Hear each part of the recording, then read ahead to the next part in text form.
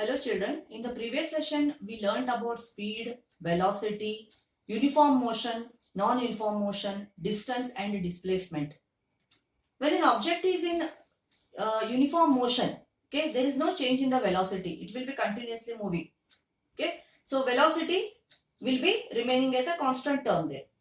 But the same term thing is not when an object is in non-uniform motion. What is non-uniform motion? There is a change in the distance covered along with the time taken.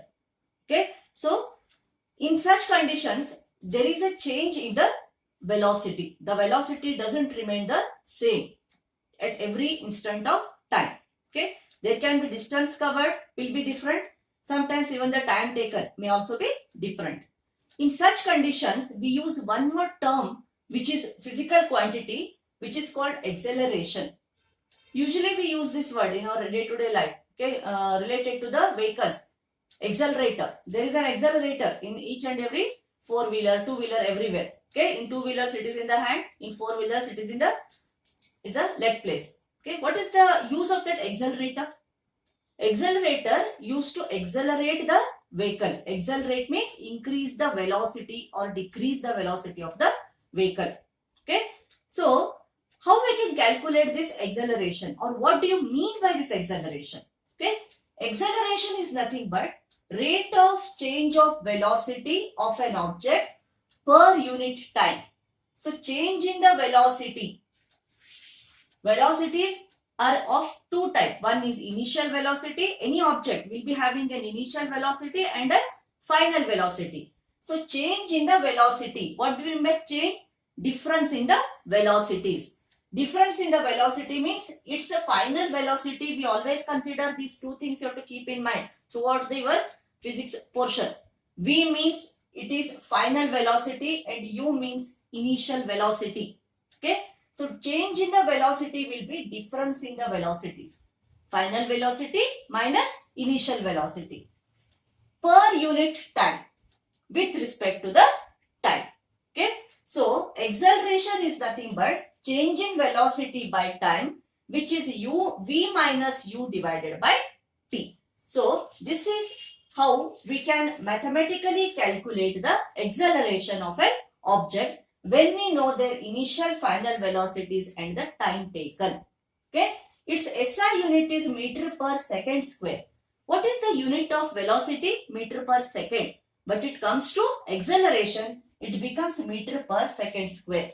So how can we derive this? How we got this unit? Let us derive the unit for acceleration. The unit for acceleration here. Okay.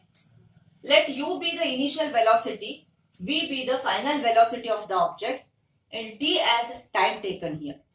What is acceleration? It is v minus u divided by t. Let it be the first expression. Now in this, what is velocity?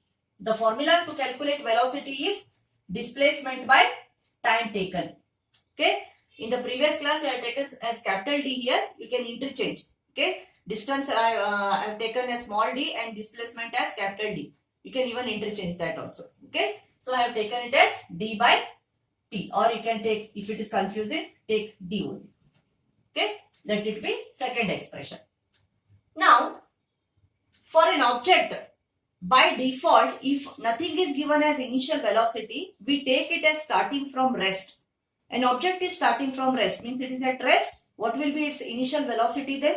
Object's initial velocity will be 0 when it is starting from rest. Okay. So let its initial velocity as 0 when an object is starting from rest. If I am throwing this chalk up means initially it is at rest, then it accelerates or it takes, there is a velocity. Okay. And it is accelerating, moving upward. Okay. So initial velocity will be 0 here. So in this first formula, put initial velocity as 0. So what will be the first? Then it will be v by t, because u becomes 0. It goes. Let it be third one.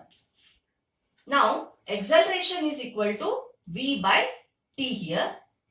V is equal to d by t. Now we are substituting this v in this third equation. equation, substituting 2 in third, okay, as it is a, but in place of v, we got one more expression here, that is d by t. So substitute it as d by t. This t as it is, so whole divided by t, nothing is there in this denominator, t by 1. Now we got here two fractions. How can we divide two fractions? We have to reciprocal the second fraction. Mathematics, normal, general mathematics it is, nothing physics in this. This is equal to this d by t as it is as first fraction. Second fraction is reciprocal into 1 by t. So this is equal to d 1s are d by t into t is t square. What is the unit to measure displacement? Displacement is measured in meters. Time is measured in seconds. Standard units we are using. Okay. Time is measured in seconds. So this becomes second square. This is meters and this is second square. Therefore, acceleration is measured in meters per. Per means division. Seconds square. That is why we get the expression of acceleration, the unit to measure acceleration as meters per second square here.